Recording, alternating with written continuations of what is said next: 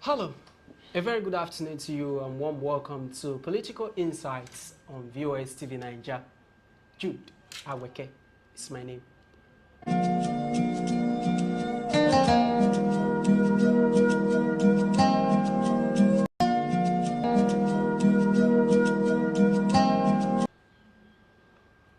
We begin with stories that are making waves in the nation. Firstly, following the looming cabinet shake-up and President Bola Ahmed Tinubu's directive to ministers to shun media shy and promote his administration's achievements, some ministers under the Inter-Ministerial Committee on Nigeria's 64th Independence Anniversary at a World Press Conference railed at the successes recorded so far by the President Bola Ahmed Tinubu's administration. By the Federal Executive Council, the Federal Ministry of Information and National Orientation will now commence the implementation of the Charter in line with the President's commitment. I told you that I will write the list. This government of President Bola Ahmed Tinubu, His Excellency, GCFR, is very much aware of and deeply sympathizes with all Nigerians over the economic conditions we are passing through. These have been occasioned by unavoidable policy choices, including the removal of fuel subsidy that his administration has had to make.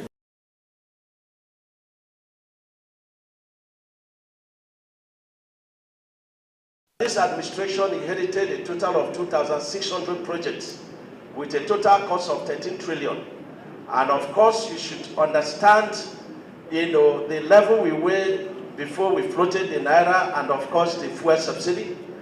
And so you can imagine what inflation would have done. And so what we are doing is to select a number of projects in 2025 that are ongoing. We do not intend to start new projects.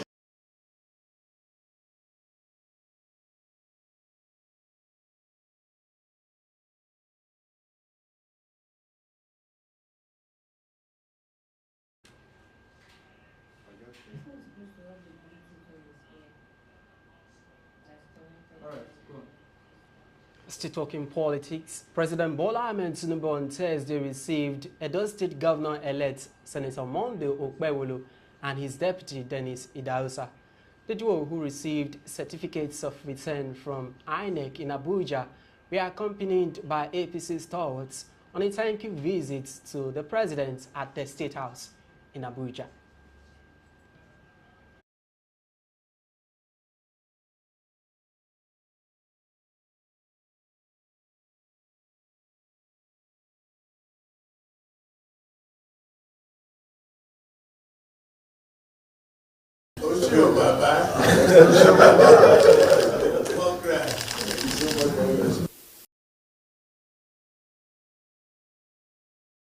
Is a peaceful Edo governorship election.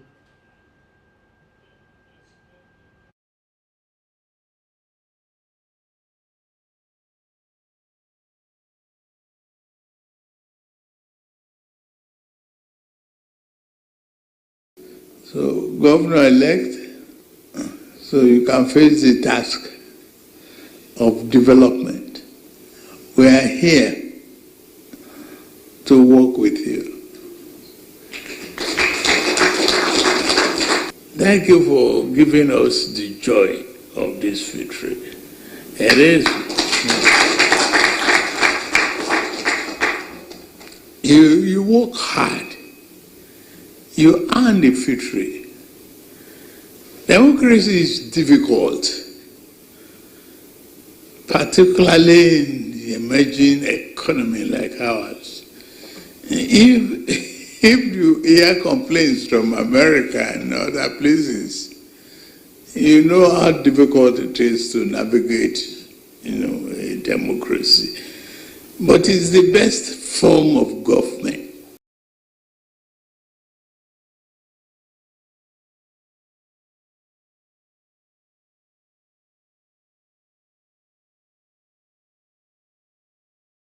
There was no bloodshed.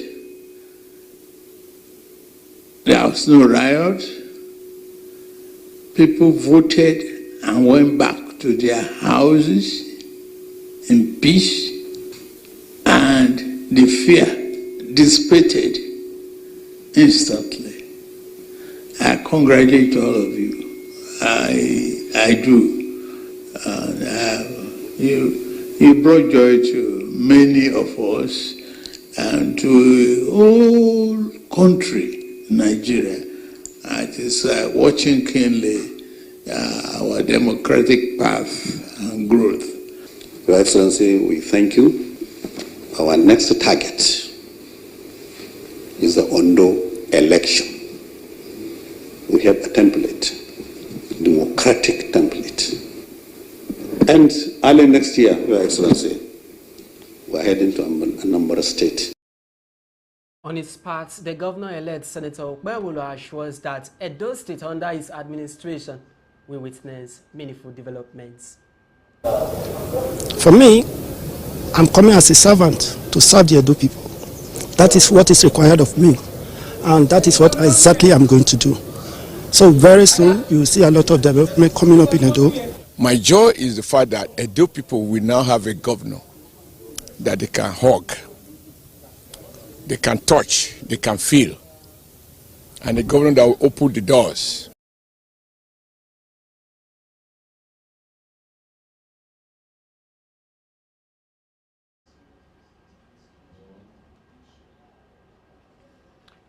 Back to Edo State.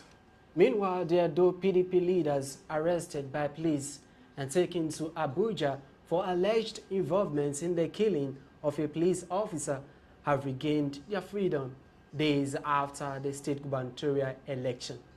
At a meeting held at the state government's house in in Benin City, the leaders shared their ordeals.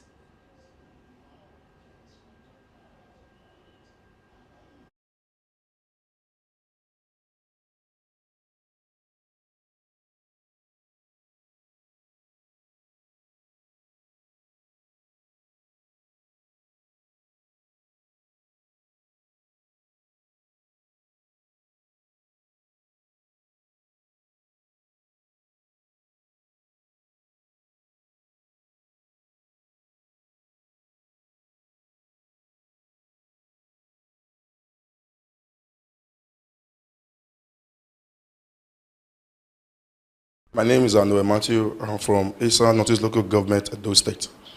I'm a full member of the PDP, People Democratic Party, and I'm from Ward 10. I'm the chairman of the Drug and Human Trafficking in my local government, under the Local Government Council.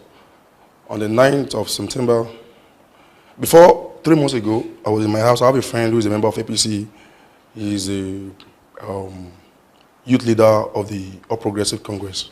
So he told me that the last meeting that they went to, it was all about me, that they vowed to get me arrested before the election. So they were now deliberating that he was not pleading with the leader who said he must arrest me before the election, that he should arrest me a week too. The man said no, he's going to arrest me a month too, that I'm already campaigning vertically for this PDP. So the pledge, that's what he told me, so I should be careful that they have made a vow that they must be arrested before the election. I said, there's nothing that such politics has never been practiced in my local government. I don't believe you, because it's politics. You can come here and come there anytime, any day. So I don't believe you. So I was there, was warning me, and the member of APC. So on the 9th of September, I was in my house, in my uncle's house with my brother. So at that, about 12, almost a.m. in the midnight, I had a very strong knock on our gate. I said, who is that? They said, it's the police. I said, police from where? Division or area command. They said, from division. I said, make sure your name, because I know them all. Just give me your name, and I will know I'll come out. Because of kidnappers and every other thing that is going on in the local government. So they said, no. Before you know it, started shooting gun, rampantly everywhere. They passed through my gate, cut the barbed wire, passed through the gate, enter our compound, and started shooting gun. So they brought one iron, broke the door, put in tear gas through the glass, broke our doors, and forced ourselves in. They stole our money. I'm phoneless now. They stole my phone, my ATM card. I was in the middle of that very day. So before you know, they took us, and we were able to make call to even contact anybody. They took us to the state side. From there, at about 4 to 5 a.m. in the morning, they drove to Abuja. Thank God for the state government. Thank God for the state government, who was running head-to-head to make sure we were released. And they could have not released out if not the fact that they came from Abuja, that the governor should sign a peace accord with them. The governor said, my people are being arrested innocently for no reason. And now you're telling me to sign a peace accord? And about the fact that you release my people, that they're in Abuja right now, suffering for nothing. That is where the IG now gave order to the commander at IRT, Federal Investigative Bureau, FIB. They now asked us to come out, and they took us to court. We were in dungeon for more than 2 months. When I went out from my room, I saw some policemen in the corridor. Even some came into my room. They surrounded the house, at about 19 of them. So they asked me what's my name. I said my name is Honorable Kingsley. But I don't used to be called as Kingsley. Even my mom doesn't know me as Kingsley, because the name they called me was strange to me. So they normally know me as Kizo Inoromi. So from there, he now said, I'm under arrest. I said, what happened, sir? He said, when we get to the station, that he will explain everything to me. So from there, he asked me to put on my clothes, which I did. So he asked me to bring my hand. So I gave him my hand. They put a handcuff on my hand. So he took me to the station. I was at the station. We did not spend 2 minutes at Uromi Area Command and Division. So from there, they drove out of the station. So they took me to Benin. So while we were in Benin, so calls started coming in. So my uncle came, that was the regional bank manager in First Bank Benin branch here. So that one wanted to bail me out, so which they refused. So they asked all the station guard and all. They asked them, nobody should have any access to me, and they should not give me any phone to make up. So from there, I was there for 3 days. So one lawyer came. So the lawyer came. So the lawyer asked me what happened. So I told her my story. So the lawyer now said on Monday that she will be coming. On Monday by 4:30 to 5 a.m., they came to the state CID. They took me out of the station. They put me inside the bus, myself and one other friend of mine. So they took us they drove through Lagos Road. So I was thinking that we are going to Lagos. From there, we now came out through Auchi side. So when I saw Auchi signboard, that was when I know these people, they are going to Abuja.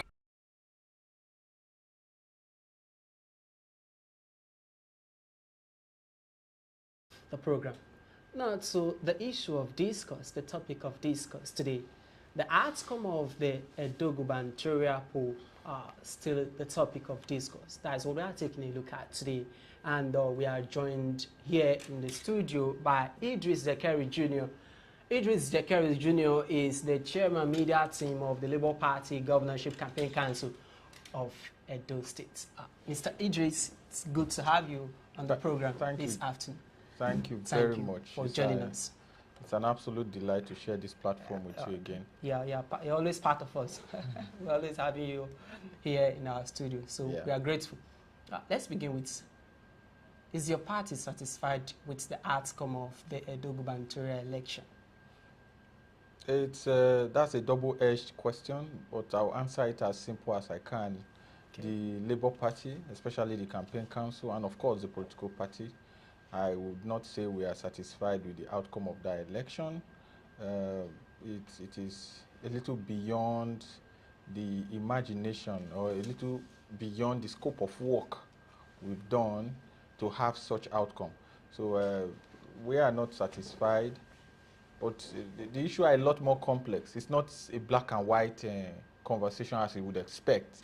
It's not a yes or no answer. There are more dynamics about it than I am able to admit in that one question you asked. So whether we are satisfied with the outcome, no.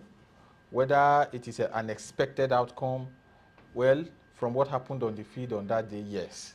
So that's about it. That's the best I can answer that question. Mr. Zekeri, your party seems to be protesting the outcome of the poll. What aspect in particular that you think the electoral umpire, failed? It's segmented. There is the part of the electoral umpire. I'll talk about that shortly. And there is the part of the people I'll talk about that. And there's the part of the political parties, majorly the People's Democratic Party, the PDP, and the All Progressive Congress, the APC. September 21st is a day in infamy due to the fact that we saw vote buying in a scale never imagined prior. Votes sold for as much as 30,000 per vote in part of the state. It was a bidding war. It was a bazaar by the two leading political parties. So that is why ab initio, we were already cut off. We were not 4 hours into the voting, we were already out of the race because we did not match what was being offered on the field. So on the part of the political party, they brought money unprecedented. Your party attempted to buy votes as well. No, you're misrepresenting what I said. We did not buy votes, but after 4 hours, we were already out because we were not interested, even when we could afford it, we were not interested in buying votes. We've done even the most, our most vicious critic, we agree that we ran the very best campaign. So when we got to the field and there was a bidding war, so a political party started from 5,000, the other met up to 5,000 and made it 10,000. Then the one from 10,000 moved to 15,000, from 15,000 to 20,000, and then got up to as much as 30,000 in some areas. We knew we were out of the contest already. That is on the part of the political party. On the part of the people, we had the worst kind of voter apathy in this election. Around 2.9 million Edolites were registered to vote. Yeah. Just about a little above 500,000 according to INEC. According to INEC, because much less than that voted. Just about 400,000 from our estimation in our situation voted. So 2.9 million to 400,000. You see there is a gap. And then this is a direct message to the so-called middle class in our country. Who are the middle class? Those lecturers, business people, journalists, those who have 1 million, 2 million, 5 million in their bank account, who think that nothing the government does affects them. Journalists did not come out to vote anyway, but you were working that day. But I'm trying to talk to the middle class. Most of them did not come out to vote on election day. What that left us is that every person who left his house to vote on election day came there for the purpose, up to 80% of them came there for the purpose of selling votes. Came there for the purpose of selling votes. So it was typical to go to a polling unit. You're a journalist, you were out on the field that day. You see people who are doing sachet chassis and cigarette on one hand, just hanging around, waiting for the highest bidder. It was so interesting in my hometown, Auchi, that the deputy governorship candidate of Labour Party had come out very early to vote, and his friends and people within, family, distant relation, all voted to support him. By the time money got to the polling unit, people were regretting why they voted earlier. It got to that stage. So the point I am trying to make is that we saw the middle class absconded their responsibility. The middle class are those that cannot be bought or sold on election day because they earn a decent living, they have businesses. So 10,000, 20,000 to somebody who has 5 million in his account is an insult. Asking them to sell your vote to get this money. So they did not come out. They were the ones who refused to vote. They are the ones who believe that nothing good can come out from the voting process. They are the ones who are angry that because we've been lost in 2023, they can no longer come out to vote, forgetting that state elections are the building blocks for federal elections. So they are guilty of that. Then for INEC, I started from the beginning. Yeah. The people, the political parties who brought out humongous resources, 10 APC governors were in this state, 5 or so PDP governors were in this state. Our state treasury was opened, and treasurers of many other states were, donated to the field.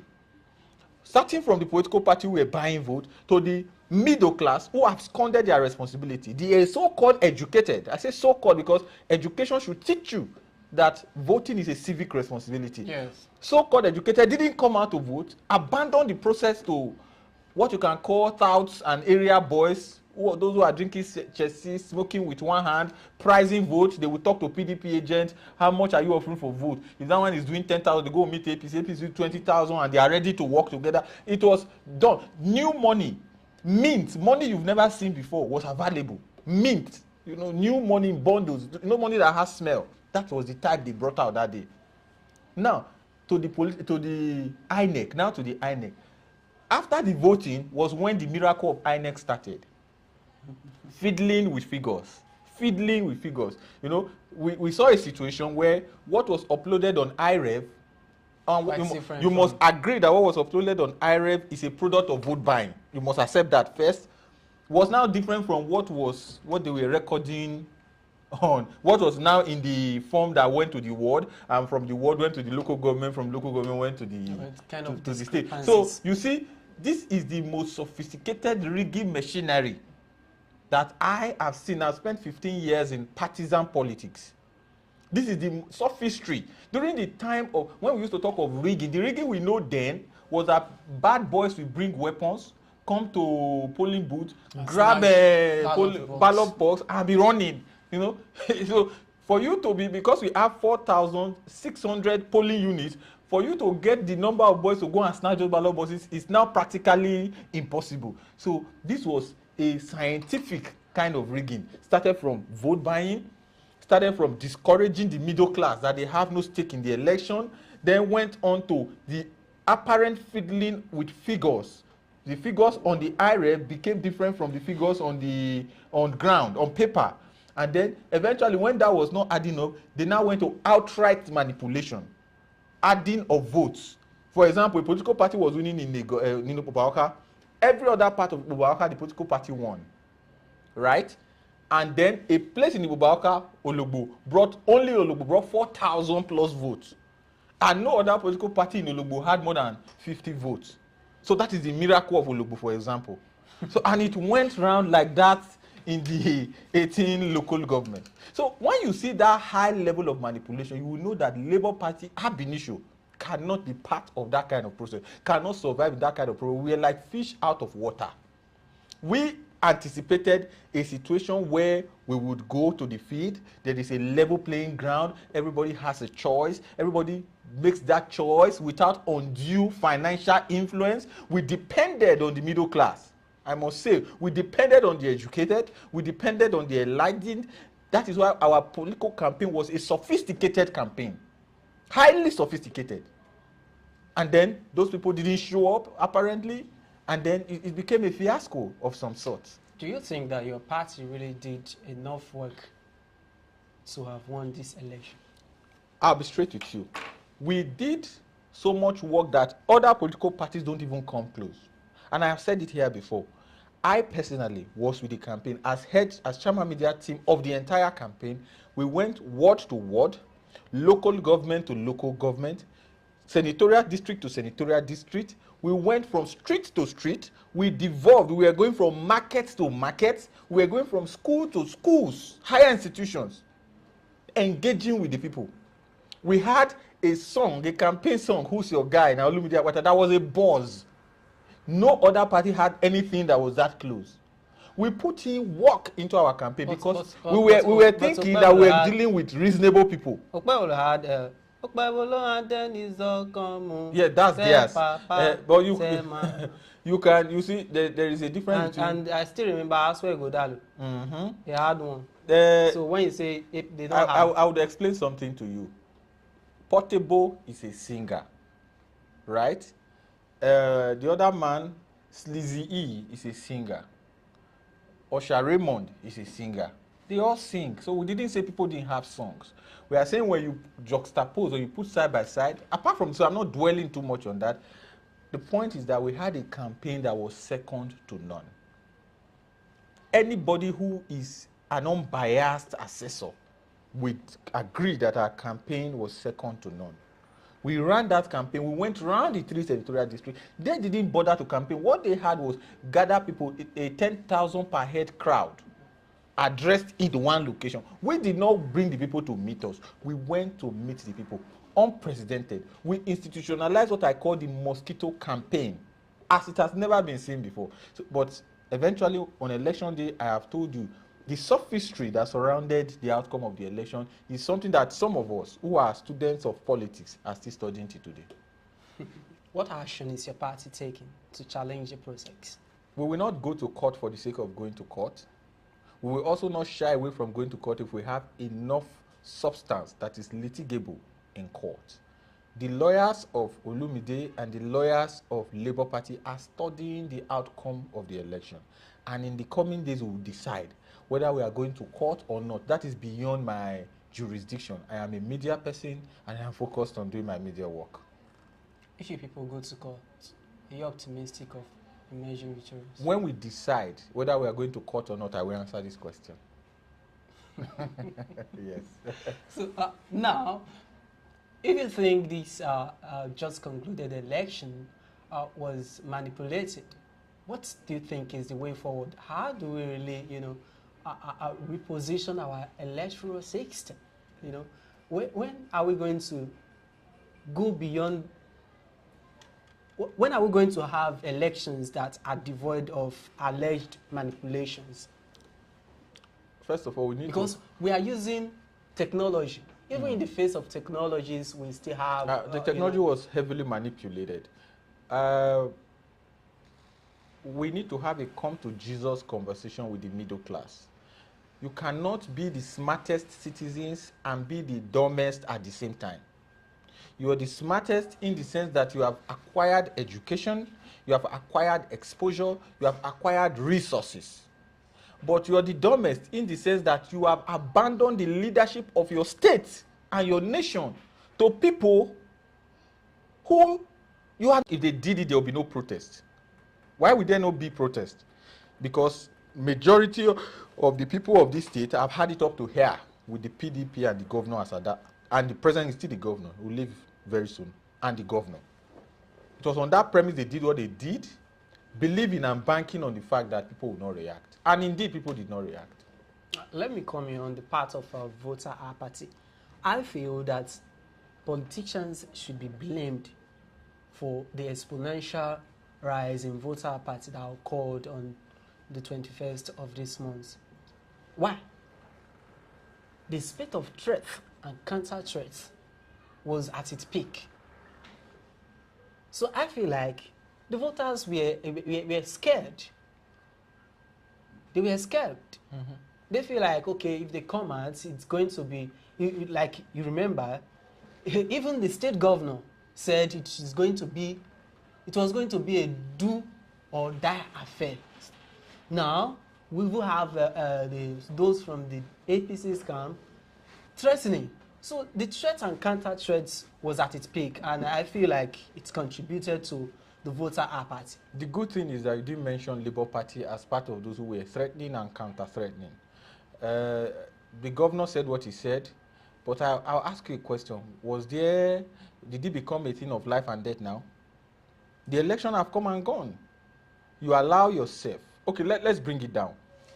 If you are a business person and somebody say, I'm coming to take your business by force, will you fold your hand and let the person take it? No. Why will you fold your hand and let the person steal the leadership of your state? Because the person threatened. We are not cowards. We are Edo people. You, the educated man, because you are afraid. As fellas say, you no want die, you no want payment, you no want. Policeman go slap your face, you no go talk. That's fella, that popular fella song. The question is, now that you have surrendered your state to those who are drinking Chelsea and smoking cigarette on the polling unit, in the polling ground, are you better for it? In the next 4 to 8 years of your life will be determined. Those guys, those gentlemen who went to vote, are the first people policy must cover. Do you know what that means? That the policy drive of a state will first of all take care of the worst among us before they consider the best among us. Because the best among us are too scared to vote. But the worst among us don't care. They went there to vote on election day. There is no way to explain it. It is a mistake and it's a colossal embarrassment. This also includes me, because I have friends, family members who are educated, who will rather die than vote. They say, no, we can't vote. We are not interested. They don't know us. I say, wonderful. A governor of your state who will be taking 16, 17 billion monthly of your money. I don't understand, honestly. Sometimes it means that if some people were asked to vote for their father, they would rather not have a father. That's the way I process it in my mind. Let me ask you this. Is your party willing to show the spirit of sportsmanship? We cannot congratulate, if that's what you want to ask, we cannot congratulate what is evidently a mismanaged electoral process. That would be endorsing evil. I was born a Muslim, and there's an Islamic injunction that says, when you see evil, if you cannot correct it with your hand, if you cannot physically correct it, in this case, we cannot physically correct it. We are not INEC, we are not police, we are not the political parties, the other two political parties, PDP and APC, that did huge, humongous vote buying. So we can't correct it with our hand. Islam says if you cannot correct it with your hand, correct it with your mouth. I can correct it with my mouth because we have press freedom, and I'm able to come here and speak truth to power and say what I have to say. So I'm correcting this evil with my mouth. And Islam went further to say that if you cannot correct it in your mouth, correct it in your heart. It then means as a journalist, you can't have an opinion, right? But you can see evil and correct it. So I enjoin you to join me on this journey of condemning this kind of evil, not asking us to stretch out a hand of fellowship. My fellowship is too important to give to evil. Okay. So what's your word for the electoral umpire and other stakeholders? Because we still have elections that are coming, elections that are coming up. How can we really get it right? For the stakeholders in Edo State, I want to remind Mr. Governor Godwin Obaseki, power is transient, does not last forever. And this should be enough for people to learn that power is transient.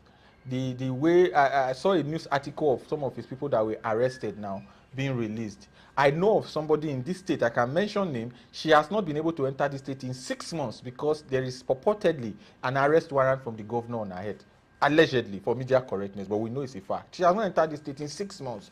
She probably will be watching this video as we speak. Now, there are several others. In 2020, because I didn't support the governor, I spent 2 years of my life as a refugee in Lagos. Against my will, I went because if I was here, I would have been arrested for not for any other thing, but for refusing to support the governor. These are so they alleged. That's why I say alleged.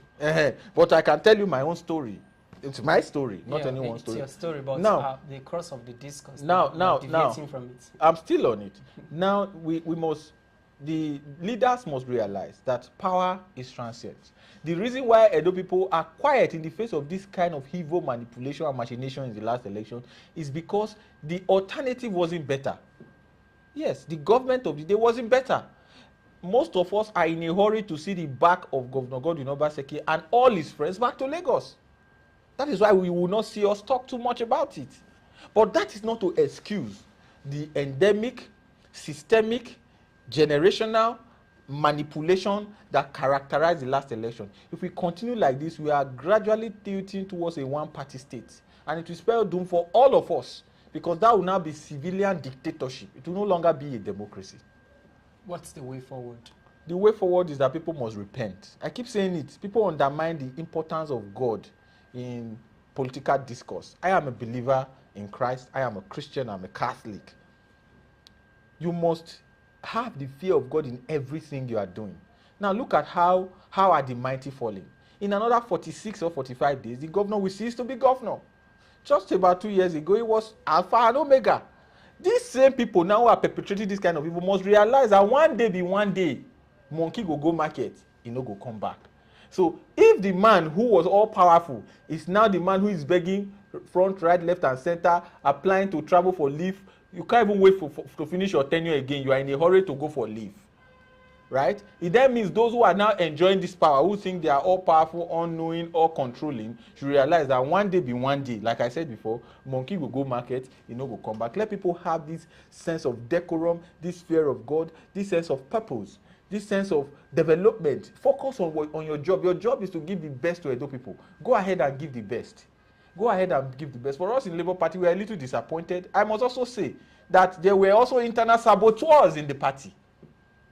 Yes, there were internal saboteurs in the campaign. I know for one, an individual whose singular actions cost us a lot of votes. When he sees, he knows the person will know who I'm talking about.